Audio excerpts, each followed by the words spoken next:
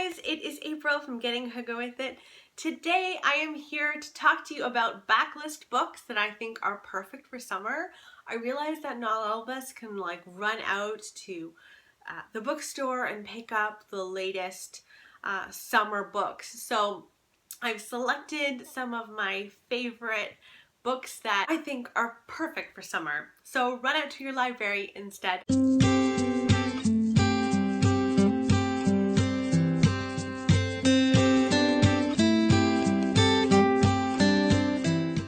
I want to recommend The Help. This follows two black maids in 1962 Jackson, Mississippi. It also follows Skeeter, who she's just graduated college and everyone expects her to find a husband, and she just doesn't have any interest in that. She wants to write. And so these two black maids agree to meet with Skeeter, and Skeeter decides that she wants to start to write a book about essentially what it's like to live as a black maid in the South during this time. This book will make you laugh, it will make you cry, and because it's set in the South, you feel the heat and you want to drink iced tea, and you really get the sense of summer by reading this book. I loved it so much. So if you haven't already read The Help, I would highly recommend it. Next, I'd like to recommend to you another Southern book called The Divine Secrets of the Yaya Sisterhood. This was turned into a movie. If you watched the movie and hated it, that's okay. So did everyone else. So it's definitely worth a read. This follows a girl named Sita who asks her mom for some help when she's researching women's friendships. And her mom sends her her scrapbook from her as a teen.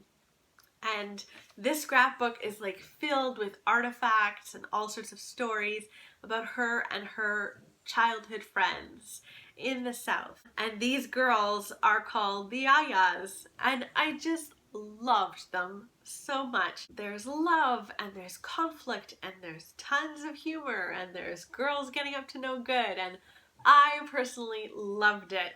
This isn't going to win the Pulitzer Prize for writing. It is a fun book to read. It's perfect for the summer. Next, I want to recommend to you The Lake House by Kate Morton. This follows a young detective who is having some troubling times in her life on the police force, and she needs to take some time off. She goes up to her grandfather's house in Cornwall, England, and she decides to stay there for a little while, but she can't seem to get it out of her, this need to solve cases. And she finds a case in this little town about a family who are having a party in summer, and their youngest boy, a little baby boy, goes missing and he's never found, and she decides to help out in the story. Now, Kate Morton's books are always so wonderful in their way of weaving the present and the past together. I love her books. I always try to read one of her books in the spring summer period. So I personally think The Lake House is perfect for summer. Next, I would like to recommend Big Little Lies. Now, this was recently turned into a mini-series starring Reese Witherspoon and Nicole Kidman. I really loved the mini-series, and if you've watched the mini-series, I don't know if I would say, oh yeah, it's worth a read too. It's a fluffy book. The mini-series was slightly different than this book. This book is set in Australia. It follows three mothers who all of their kids go to the same school. There's Madeline, who's super feisty. You can't help but love Madeline, but she's a troublemaker. Then there's Celeste, who is drop dead gorgeous. She's quiet and reserved. And then there's Jane, who is a young mother. She's just recently moved to the area. It also follows the group of parents who have children at this school. So this book is really great because there's definitely some mystery. There is someone who dies, and you're trying to find out how this has happened and who dies. And there's all sorts of pettiness from these moms who just like drag each other down. And then there's this wonderful little friendship that takes place between Madeline and Celeste and Jane. So it's a really, really fun, fast kind of read. So I think this would be a good one for a summer read for sure. Finally, I have to recommend Disclaimer. This is a thriller that was so good.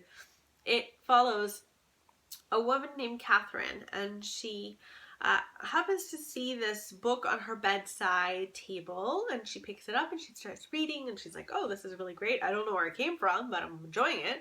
So she starts reading, and then it gets to a point where she's like, oh my God, this is about me. And she has this realization, and then she has to figure out, firstly, who put this on my nightstand? Is this like my son, or is it my husband? Who's put it here? And who knew about my story? Because she has not told anyone. She has an enormous secret in her past that she doesn't want anyone to know, including her husband, including her son. She wants to keep it to herself. And it's somehow gotten out and been published. So it follows that storyline, and the reason that I think this is a great summer read is that firstly, it's a thriller, and secondly, one of the driving stories of this entire book takes place on a beach. It personally ticks all of my boxes for a good summer read. I loved it, and I hope you will too. These are all of the summer reads that I'd recommend that are on the backlist that you could probably walk into your library right now and pick. At least one of these will be available. So I hope that you enjoyed this. I will see you tomorrow for the very last video in our Sweet Summer Reads series. I'm really sad that it's over already. So tomorrow we are going to be celebrating Canada's 150th. I'm going to be recommending some Canadian reads that I think you will want to pick up. I'll see you then. Bye!